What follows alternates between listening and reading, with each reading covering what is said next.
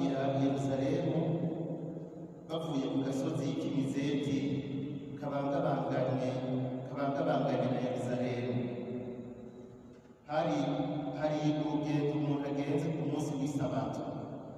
Bashitse bacaburira mu nzu yo hejuru aho bari basembereye. Hari Petero na Yohani, Yakobo na Andreya, Filipo na Toma, Bartolomeyo na Matayo, Yakobo mwene Alfayo, Simoni umunyabwira na Yuda mwene Yakobo. Bose bari bafise umutima umwe mu kubandanya gusenga hamwe n'abagore bari mu Mariya nyina wa Yesu na Yohana. Iryo ni ijambo ry'Imana.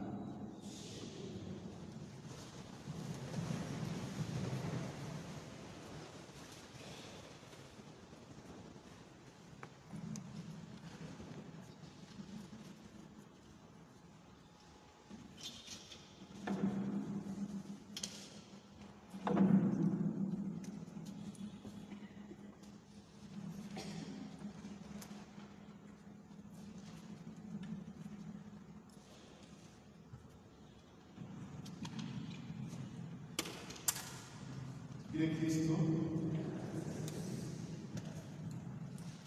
turabahagaze muri igisabisho cy'iminsi 9 yatanguye uyu munsi.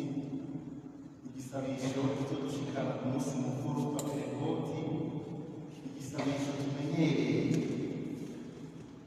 Turagerageza gukoresha umwanya muto nico gituma nza kubwira ko ijambo rizoturongora kuri iyi minsi 9 mw'irimo. Turi kumwe na Bikira Mariya, twakire umutima mweranda. Turi kumwe na Bikira Mariya, twakire umutima mweranda. Iri jambo rivuye mu gitabo cy'ibikorwa by'abatumwa mu kigabane cya mbere umurongo w'12 gushika ku murongo w'14. Actes des Apôtres, chapitre 1, versets 12 à 14. Iyi nevene abatari bake bamenyereye, ariko ntihabura n'abashasha. Nevene iri hagati y'umunsi mukuru wa Asensiyo n'umunsi mukuru wa Pentekoti. Hari iminsi 9, kandi amanevene tugira ugiye kubiraba neza yavuye aho nyene, kuko abatumwa aribo batwigisha kugira nevene. Uyu muryango wa mbere w'abakristo niwo tuyigisha nevene ingene yifashe. Twumvise ko bari bavuye ku gasozi k'Imizeti, n'agasozi kari hakurya ya Yerusalemu, urugendo rutoya. Yesu ahejeje kurira mu ijuru babona bahavuye, baca bagaruka i Yerusalemu, baca baja mu nzu aho bari bashikiye. Bavuze ko aho bari basembereye, sinzi ko atari bo bari bafashe inzu bapanze, kuko nka bose bava mu zindi ntara, cyane cyane mu Bugarire. Bagarutse aho kugira ngo bubahirize ibwirizwa ry'umukama. Yari yababwiye neza, biranditse neza mu nkuru nziza ya Luka ikigabane cya 24 umurongo wa 49. Mube muragumye i Yerusalemu. Biratomoye. Mube muragumye i Yerusalemu mu gisagara. Hari igituma, Yesu yababwiye igituma, gushika muronse ubukomezi bwo mw'ijuru. Ntimuce mutaha mu Bugarire. Umwe wese ntace ataha mu ntara ziwe, kuko hari kure ibirometero n'amajana 2. Muce muba muragumye i Yerusalemu mu gisagara. Iryo ni ryo jambo bagendera. Bafise umuhanga ko bazohava ari uko baronse ubukomezi bwa mutima mweranda. Baciye basubira muri ya nzu rero. Ikiryoshe ni iki? Ni uko abatumwa bafise umuhango w'uwo Yesu yise umutabazi, uwuzobaburanira, uwuzobigisha vyose. Mu vy'ukuri ugiye kuraba neza, sinzi ko bazi neza umariko, sinzi ko bazi neza ingene azoza, mugabo baravyubahirije, basubiye i Yerusalemu. Kandi bavyifashemo neza mu kurindira, aricyo gituma natwe baduha icigwa kugira nevene nziza. Hari abatumwa bose atanumwe avuyemo kiretse wa wundi nyene yagesera kumwe banabivuga, bakaba kumwe na Bikira Mariya na bene wabo. Uku kuba kubona Bikira Mariya uyu mwanditsi arabitomora akabishikako kuko bihambaye, ngo bari bafite umutima umwe kandi bashishikara gusenga.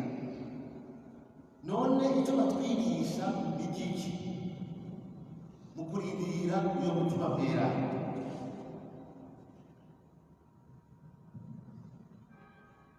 Bagiye muri iyo nzu kurindira umutima mweranda bemerewe, ni Yesu yabivuze. Baremera ijambo ryiwe, ntibagiye gutembera mu gisagara kugira babe baragira amakurusi y'abantu bavuye ruguru. Y'abantu bavuye ruguru murataba mufite n'inama muze mujye gusa inama n'abantu bavuye ruguru ikabera ngahita mugahita kabaga kose cyangwa kameze baca bitwa kugira amakurusi bagacererwa igikorwa cyo gutangura. Aba ntibashoboye mu gisagara gutembera, bagiye mu nzu mu cyumba cyo hejuru hamwe kuva ku munsi wa sesiyo. Yesu yaramaze kubonekera imbere ya sesiyo mwibuke ibyabo, hanyuma baza gutembera. Uwa mbere n'ituma Yesu aza akababonekera atari hari, yagiye gutembera mu gisagara. Mugabo kuva kuri ya sesiyo babatwereka bafise umutima umwe. Nevene rero si y'abantu batembera, si y'abantu baza uyu munsi ejo bagasiba narifise randevu n'umugenzi ariko agacupa hanyuma hirya y'ejo kabonetse nzoza. Nevene ni y'abantu bafise umutima umwe, batariko baja gutembera mu gisagara. Ni y'abantu baja mu cyumba cyo hejuru bari hamwe bagasenga. Aha twebwe turaja ku kazi, turaja mu mirimo, ariko twe dutanguye nevene. Ni vyiza naho tutazinanye twese dushira umutima hamwe nka ekleziya, nk'umuryango w'abakristo uri muri katedrale Regina Mundi, wagiye hamwe tudataragurika, tuzi randevu, tuzi umwanya w'umukama. Yesu ataza amasanga toba yagiye kuko aho yari bwabone neza icyo ari cyo. Yesu ataza amasanga abandi adasanga n'igishwa y'uyu munsi bigiriye ngo twari twaritigiye none. Oya, uwo abantu bari hamwe. Iyo nevene abatumwa kuva kuri ya sesiyo bari bamaze gushira kuri urwo rugero, bagiye hamwe ngo basenge.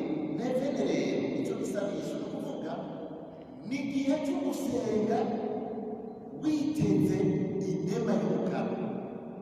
Nevene c'est un temps de prière et d'attente d'une grâce. Nevene tuzigira kenshi, hari ubwira nevene afise icyo ariko arasabira kimugoye, yahereje ikibazo mu mukama, hari ikibazo mu buzima bwiwe arondera yuko cyoronka umurongo, yoronka umuco, hariho n'umwisonzesha kuko aba yiteze inema, ingabirano. Aba ntibiteze rero akagrasi kariko kose, inema yariyo yose. Aba bagiye gufata iminsi yo gusenga biteze, barindiriye n'igishika umushitsi w'abashitsi, umukama ariwe Mana mutima mweranda. Uwo barindiriye rero si umusanzwe, barizigiye kuko Yesu yarabibabwiye kandi akatari gake. Iyi nema tuje gusengera rero ngaho, suza kuvuga ngo mfise agasonga, suza kuvuga ngo kakanda kanje, suza kuvuga ngo jewe ngo inevena mbere kote tuje gusengera turiye na turiye. Oya, turafise uwo tubindiriye arengeye utwo dusabisho duto duto, ku buryo uwo nyene tubindiriye tumwakiriye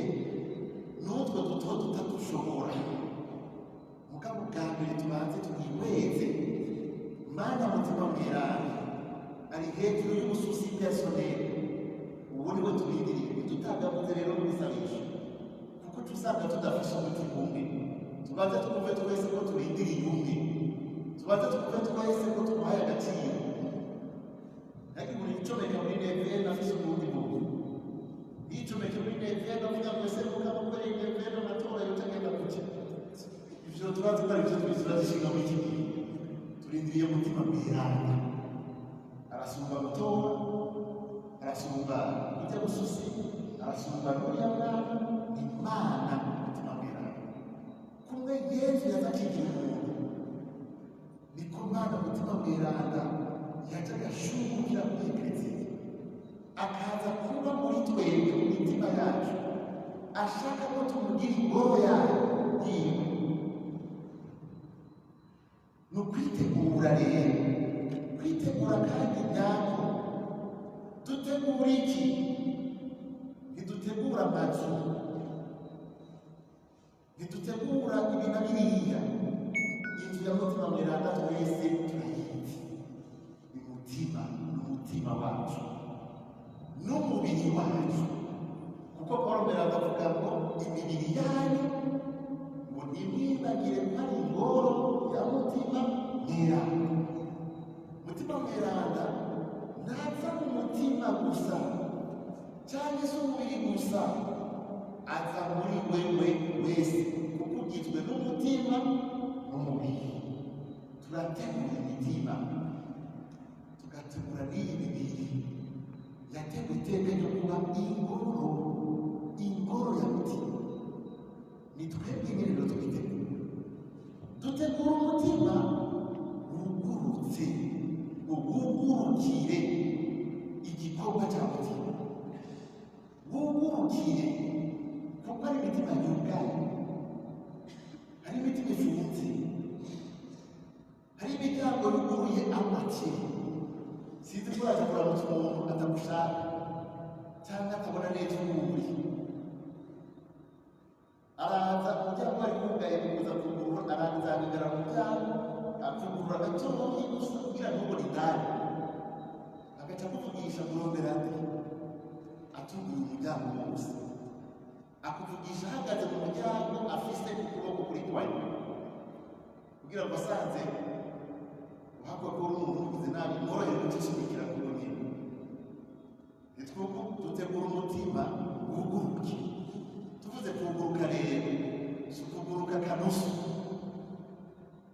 ni ukumwugururira umuryango wose kugira ngo yinjire, kugira ngo umwakire. N'igihe dusenga kugira ngo turonke umuco, ijambo ry'Imana riratumurikira, turonke umuco, tumenye uwo mutima mweranda tugomba kwakira uwo ari we. Turonke umuco, tumenye ukuri kuko ni umutima w'ukuri. Twugurura umutima utwereke Imana yuko turagira nivere bamwe. Twugurura umutima iminsi 9 tugahozaho, tugashishikara, kuko ngo barashishikara. Kuko iyo umuntu agize nevere agira igisabisho cyo gushishikara cy'iminsi 9 ngo yerekane ko icyo ariko arondera agikeneye. Yerekana yuko urwo rubanza ruri important kuri we. Iyo tugize iminsi 9 nicyo tuba turiko turavuga, ntukama ivyo turiko turagusaba birahamba. Nicyo gituma duhozako, nicyo gituma tudasiba. Turereka Imana yuko tugikeneye koko, turereka Imana yuko umutima mweranda mu buzima bwacu twamenye ko ahambaye, ntabwo arahambaye koko, tubifise ku mutima, bituragishinga, turabishashanya.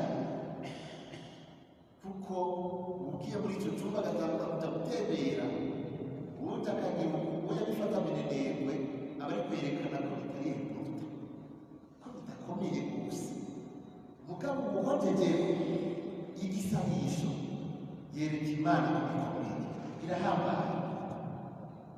Abatumwa bari bamukeneye koko, byari bihambaye kubera iki? Kuko bari bafise ubwoba, niba nicyo gisagara barimo nicyo Yesu yapfiriye. Hari haheze gusa nta n'amezi abiri yari bwahe, ku munsi wa sesiyo hari haheze iminsi 40 gusa, nta n'amezi abiri ariko baracavyibuka gusa, barazi ivyabaye, barazi yuko kuko abantu bomenya ko ari aba Yesu bohava baca batangura kubatuma urutoki, bafise ubwoba. Kandi inkuru nziza batubwira ko baratinya Abayahudi, ntibariko babivuga, barugaye inzugi batinya Abayahudi, bari bafise ubwoba, bari bakeneye kiremesha. Uwo nawe umutima mweranda, bari bafise ubwoba bwo gupfa, mugabo bafise ubwoba bw'ubutumwa. None ko Yesu avuga ngo tuzokwigisha ngo duhere i Yerusalemu, ba bandi nyene bafata Yesu bakamushyira ku musaraba. Erega ntibaravyinaniye, erega ntibabandi nyene, erega ntibaravye. Ba Pilato niko bagitwara, ba Ana niko batwara abasaserdoti bakuru, babashingantahe bamwe baca urubanza rwa Yesu bakamubabuka. Twebwe batutubwira ngo Yesu ngo muzoca muherereza ngo mwigishe, ngo muce mukwigiza ubutumwa bwonyene baracukuritse. Ibi Yesu yadusavye bari bakeneye ubukomezi, bari abantu b'intege nke ngo nyene bavuga bafise ukwemera guke. Uribuka ba Petero, umuntu yahunze imbere y'umukobwa, abakobwa murababarira, umukobwa kandi akanurebuza umuyaya. Mwibuke bamwe bambariye ku bandi, bamwe bata impuzu bakiruka bari gusa n'abasazi, bagatungwa nayo bameze. Yesu ababwiye ngo muce muhere Yerusalemu, barafise n'intege mu kwemera, barakeneye ubukomezi, barakeneye kubashitsa ku kwemera kuzima. N'umucucu nabo bari bavuze imbere, bari bakeneye uzobibutsa amajambo ya Yesu. Nivo intellectuelle yabo batumwa barayize na bwenge si nini cyane, nta n'umwe yari segonderi kugira ngo tubivuge mu mvugo y'ubu, nta n'umwe yize segonderi. Mugabo bari bakeneye mu myuga yabo yindi, bari bafite ubwenge bwo kubagusa, barakeneye uwibutsa, kuko muri bo nta n'umwe yari yarize Bibiliya ku rugero rw'abigisha. Nabo bazoza guhangana n'abasipesiyalisite babigisha abafarisayo, bazobeguka imbere y'abasaserdoti bakuru bize ivy'Imana, nabo ntibize na kimwe kiretse katikisimu yo kw'isinagoga imwe y'abana bose basangira n'abaraganira n'abatwari tuberegesha uyu munsi, ntibarenza. Mugabo bari barize kwa Yesu, mugabo ivyo bize baravyibagiye. Na Yesu yaravuga ngo mbega abantu byose batuga gushika cyane, ivyo nabigishije ntibyaciye. Bari bakeneye umwigisha bibutsa, abibutsa ivyo Yesu yababwiye byose, akabaha no gutegera ivyanditswe vyeranda, kandi koko yarabibahaye. Murazi inyigisho zabo biraboneka rwose, bari bamukeneye. Nayahandi ngo kuza kuja imbere mu Yerusalemu baje kwigisha, oya n'ukuri ntavyo bari bashoboye ku rugero rwabo, ariko bamaze kuronka umutima mweranda, murababona na mwebwe ingene bavuga imbere y'inama nkuru, bagasita ijambo ry'Imana, berekana ingene Yesu yaje kurangura ivyo abahanuzi bari baravuze. Bija n'ingabirano ya mutima, bari bakeneye umuco baburanira. Mbega mwebo mujya mumukeneye mu iki? Mbega mujya nabukomeze mukeneye muri iki gihe? Mbega muri iyi situation yatubereye, ubwo mwe ntabwo bamufise mwebo ga nawe uri mutinya Abayahudi, ni muri mu gisagara, nta Bayahudi bari mu gisagara. Mwebo ibyo biraje mwemwe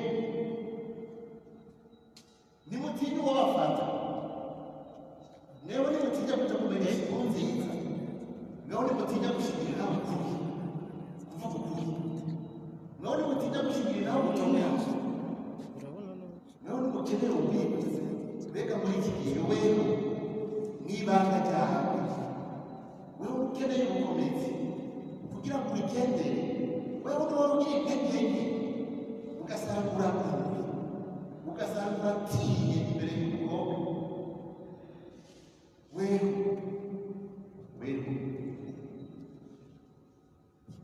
abareba babiye nevene yabo muri nevene yabo hari ibintu bibiri bikomeye bose bavuze byo dufasha icambere ntibagiye gusengera ariho gusa baturutse mu nzu yo hejuru mu cyumba cyo hejuru igiti cyambere gikomeye baturutse mu cyumba cyo hejuru mwibuke yesu agira ukarisitiya ushikamo tugaruke nihagirira ukarisitiya nihashingira isakramentu ry'ubusaseridoti niyo ababwira amabanga yo gupfa kwiwe no kuzuka mugabo akabirambura kuja kw'isakramentu agaheza akaboza ibirenge agaca ababwiriraho amajambo y'inkoramutima yerekeye iyo agiye kuja ubutigu burageze iyo agiye kuja ingene bigiye kuzogenda abahaye tesitama yiwe yayibahereye mu cyumba cyo hejuru mu cyumba cyo hejuru kuvuga iki naho umuntu aganirira n'imana ijambo rikomeye ry'ubuzima bwiwe ijambo rikomeye ry'ubuzima bwawe ijambo rikomeye ry'ubutumwa mukama guhamagariye ijambo rikomeye rya vokasiyo y'iwawe ijambo rikomeye ry'imana igushakako iki iyo rero abatumwa barahagemye batubera akarorero natwe tumenye kuduga mu cyumba cyo hejuru mu cyumba cyo hejuru no kuvuga ahantu atabisamaza birimo ushobora kuja mu gacerere kure gute egutekeye mu gacerere kukuzirikana imisi 9 turazirikana umuntu yariko arazirikana nawe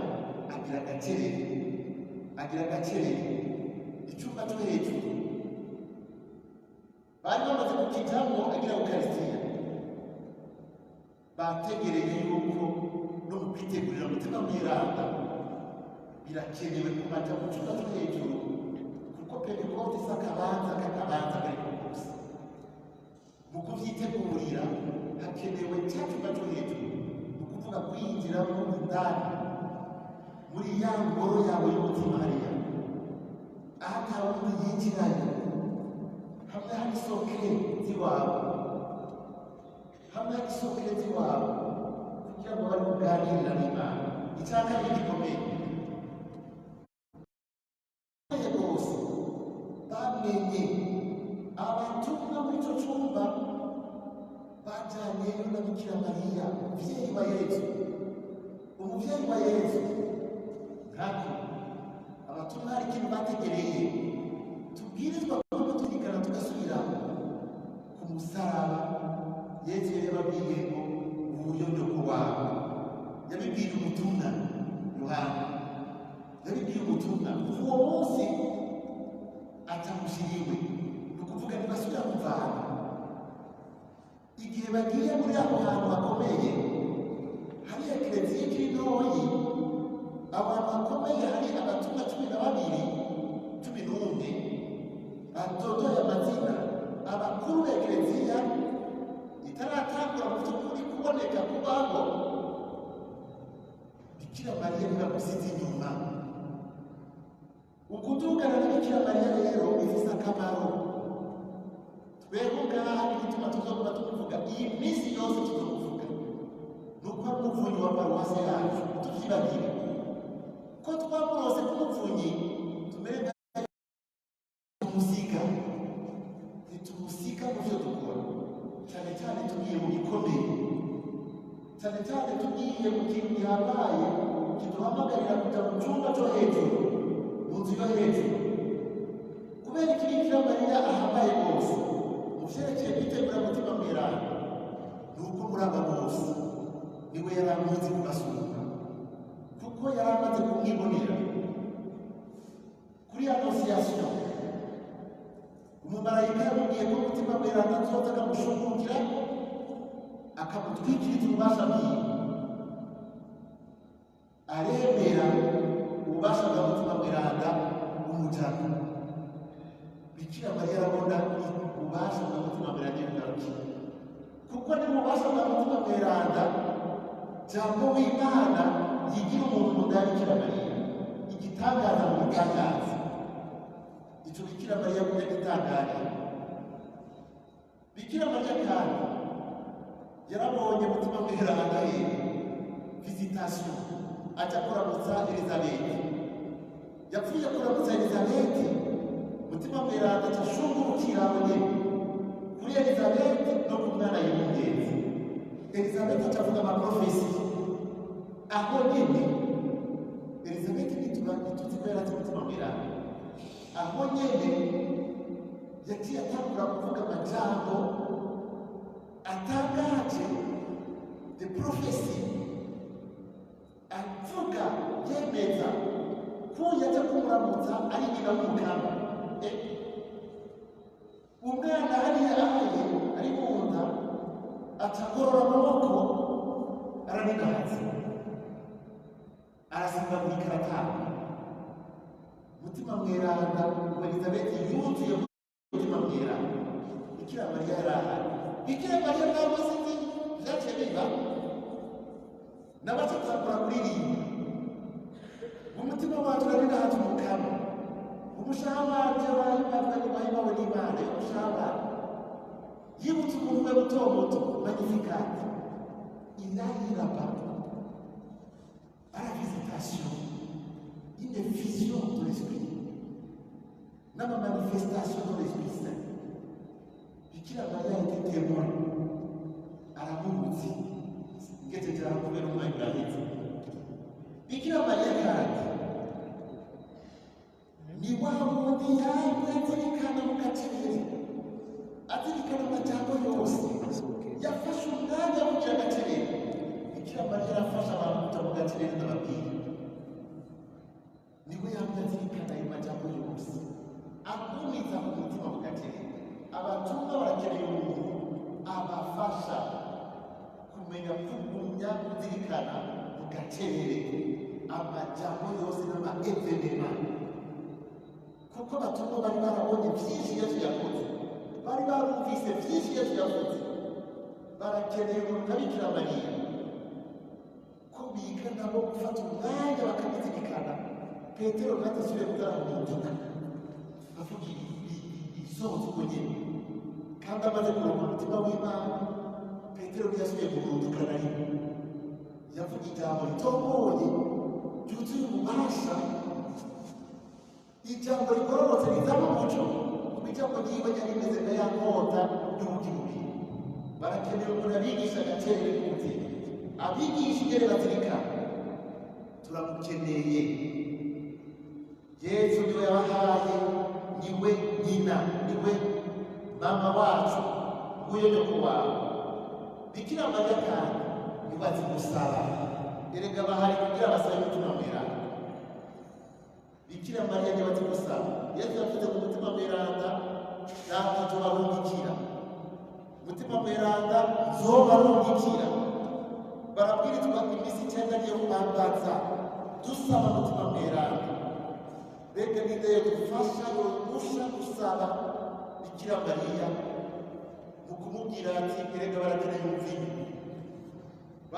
umuvinyu wa mutima mweranda erega barakeneye umutima mweranda mwana barakeneye umutima mweranda gusaba na Bikira Mariya umenye ko igisabisho gishika kuko arazi gusaba kuko azi gusenga kuko uwasaba aramuzi dusumvya iyi minsi rero natwe dushaka kuja muri ico cumba turi kumwe na Bikira Mariya tutari twenyene ngo adufashe tuzofatanya rero urugendo twitegurire uwo munsi w'agakura.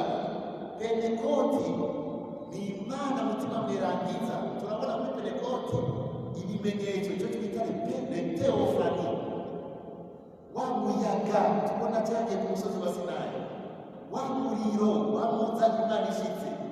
Niba uje kuri Pentekoti Imana ije, ni umunsi mutima ashungurukira kuri ekleziya, agaha gukomeza abatumwa bagatangura kwigisha no gutanga amasakramentu. Umunsi ekleziya ivuka ijese, umunsi ekleziya isohoka ikaja kwigisha. Pentekoti ni umunsi uza gusozera Pasika ukawushitsa, ukaduha gutegera Pasika gusumba n'iciza Pasika ituzanira. Ni umunsi Imana isubira kwegeranya abantu bavuye ku isi yose, b'indimi zose, b'amoko yose, bagahurira gusenga Imana imwe no kumva ijambo ry'Imana, kandi bose bakanezerwa.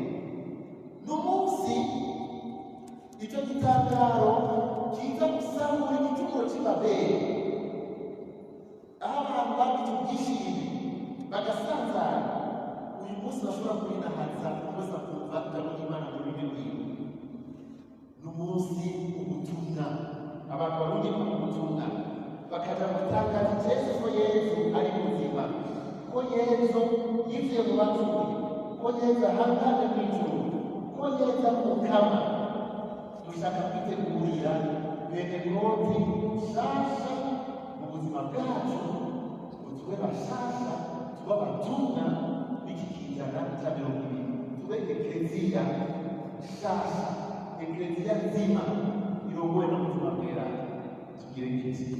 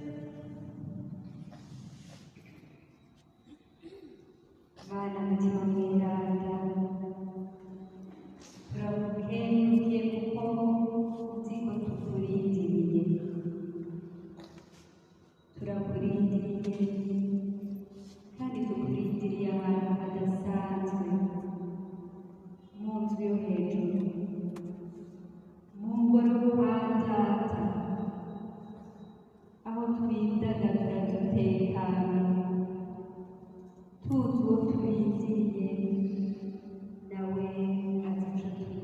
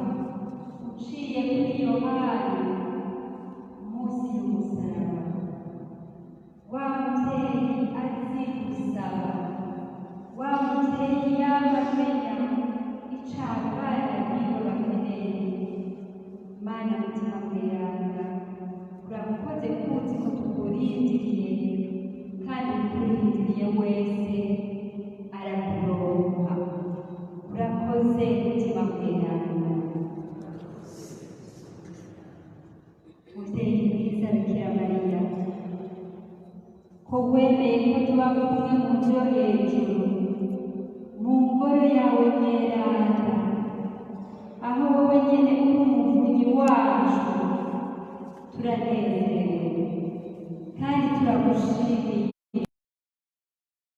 kutumara inzara n'inyota mu kudusabira mu mutima wa Yesu umwana wawe. Mwaramutse Mariya, uraheze mu ruhande rwose n'umwana w'umugabo Yesu araheze. Mariya mweranda nyina w'Imana, dusabire twebwe muvyeyi mwiza, ntituje guterera ariko tuje kuyitirira. Uradufata ukuboko, turabasaba ko turi abana bati imbere yawe. Umwana asabana umuvyeyi amukiza mu kwaha, amufata ukuboko iminsi yose. None muri iyi minsi icenda ntuduturekure ngo tuje kuyerera, udutugumize mu nzu yo hejuru, aho wowe nyene utubereye ijuru. Mwaramutse Mariya, uraheza ku rubanza rwawe rwose n'umwana w'umugabo Yesu araheze. Mariya mweranda nyina w'Imana, dusabire twebwe muri uru rugendo rwo kurindira, utugumize ku ijisho, udupfuke na wa mutamana wawe Sekiriko n'igahunga, maze kumwe nawe tuze turirimbe Magnificat, twakiriye mu mutima mweranda wa mutabazi Yesu yatwemerera. Mwaramutse Mariya,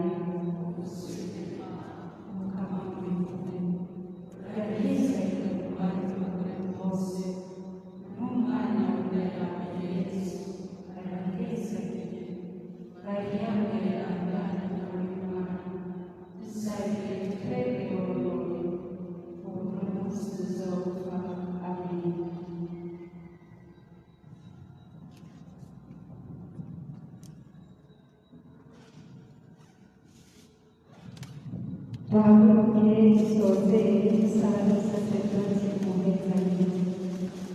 Nk'uko data, nk'uko Yesu yabitwigishije, dusenge dawe wa twese, tuti dawe wa twese uri mu ijuru, ubwami bwawe bukwiriye bwose, ibyo ushaka bigirwe ku isi nko mu ijuru. Uduhe ibyo kurya tukwiriye umunsi, uturekurire ibicumuro byacu nk'uko natwe turekurira abatugiriye nabi, ntudutererane twosha nabi, yamara udukiza kabi. Amen.